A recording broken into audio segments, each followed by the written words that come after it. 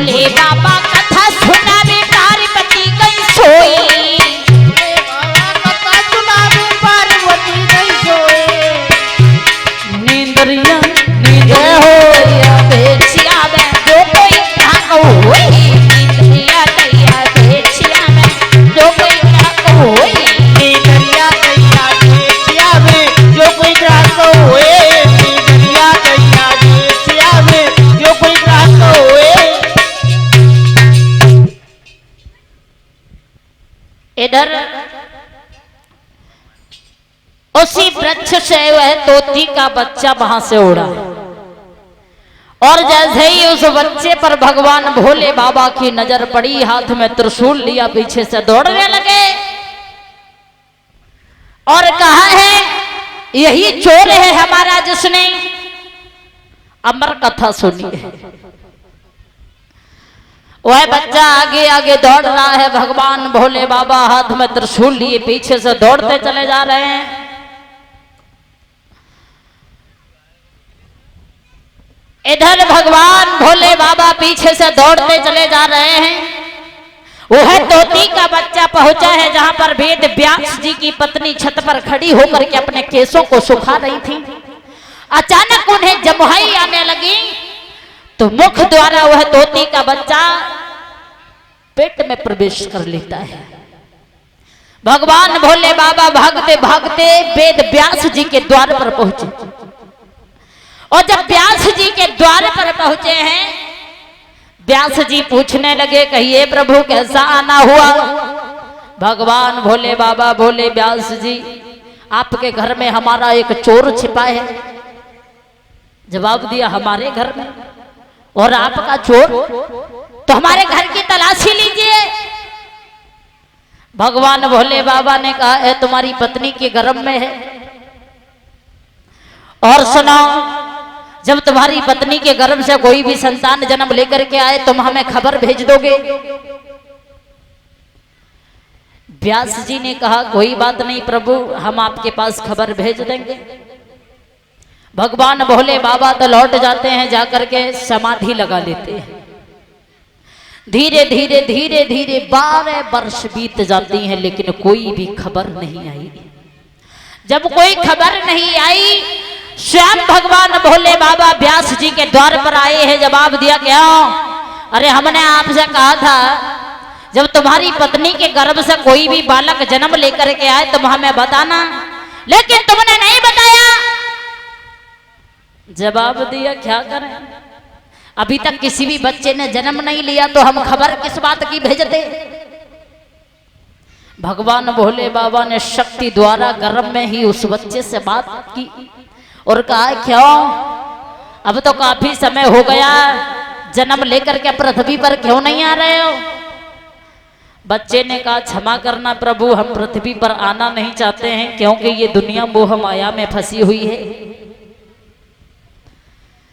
जवाब दिया है सुनो प्रभु, उस बच्चे ने गर्भ में से ही बोला है प्रभु अगर इस दुनिया को 5 घड़ी के लिए मौन कर दीजिए, मोह माया से दूर कर दें तो हम उस समय में जन्म लेकर के आएंगे।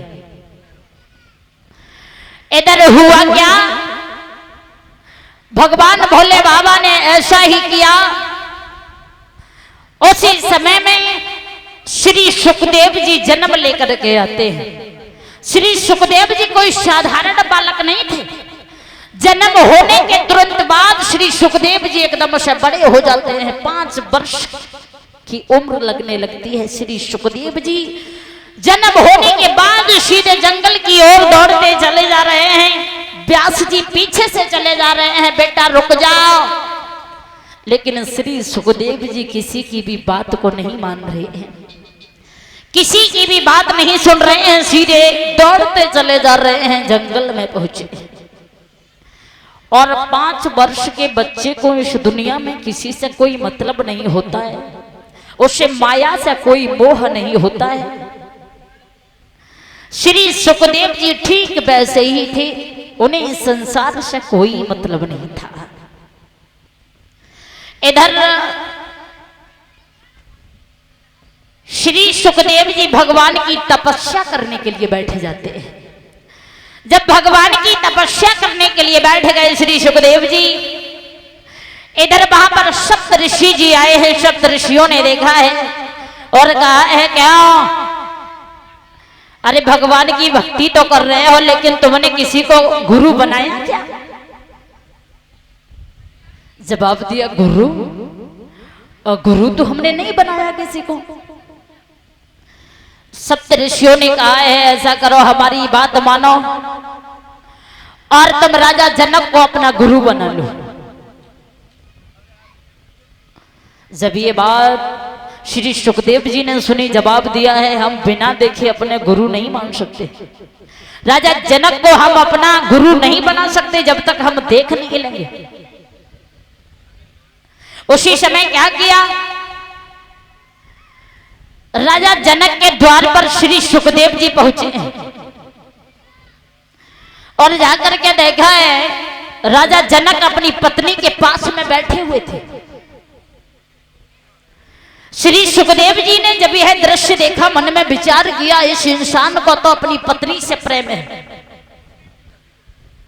तो भला हम इसे अपना गुरु कैसे मान सकते हैं। लौट करके सप्तऋषियों के पास पहुंचे। सप्तऋषियों ने कहा, कहो क्या देखा? बोले, देखा क्या, राजा जनक को हम अपना गुरु नहीं मान सकते। क्या क्या कि उन्हें अपनी पत्नी से प्रेम है? बोले, तुमने ठीक से नहीं देखा है, दोबारा से जा करके देखो। उसी समय सप्त ऋषियों के कहने से श्री सुखदेव जी राजा जनक के द्वार पर फिर पहुंचे। छिप छिप करके देख रहे हैं राजा जनक को श्री सुखदेव जी। एक नजर श्री सुखदेव जी की पड़ी है कि राजा जनक का एक पैर का अंगूठा अग्नि में जल रहा था, लेकिन उन्हें ध्यान नहीं था हमारा पैर कहाँ है, हमारा शरीर कैसा है। क्योंकि वो वहां बैठे तो थे लेकिन उनका ध्यान वहां नहीं था, ध्यान उनका प्रभु के चरणों में था। उसी समय भक्तों श्री सुखदेव जी ने राजा जनक को अपना गुरु मान लिया और वो वहां से लौट करके जंगल में जाते हैं।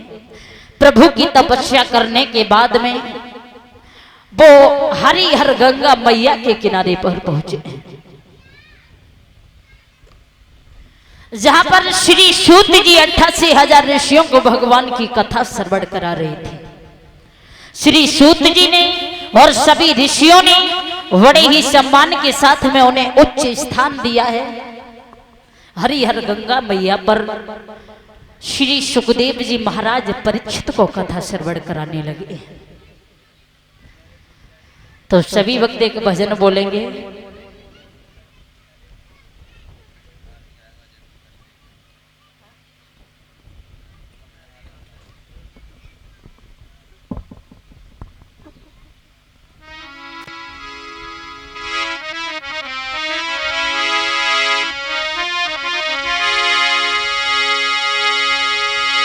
राधी राधी बोल, राधी राधी बोल, वर्षाने में डोल कि मुख से राधी राधी बोल।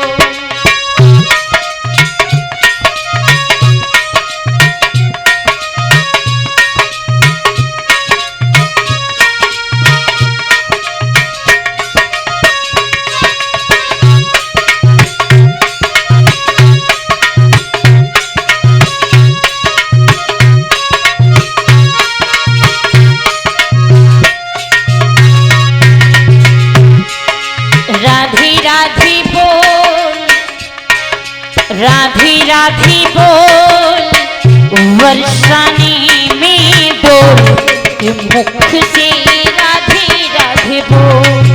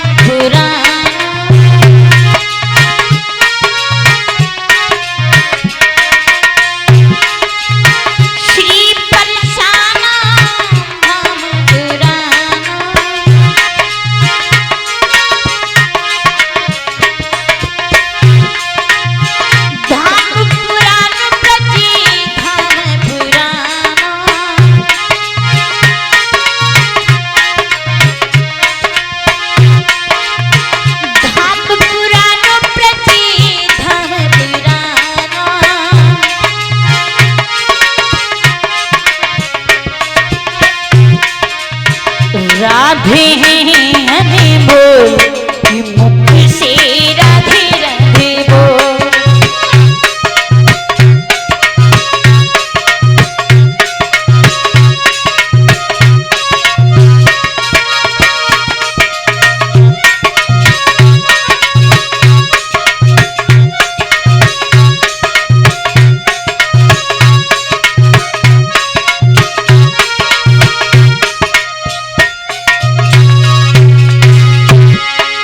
राधी राधी बोल, राधी राधी बोल, वर्षा ने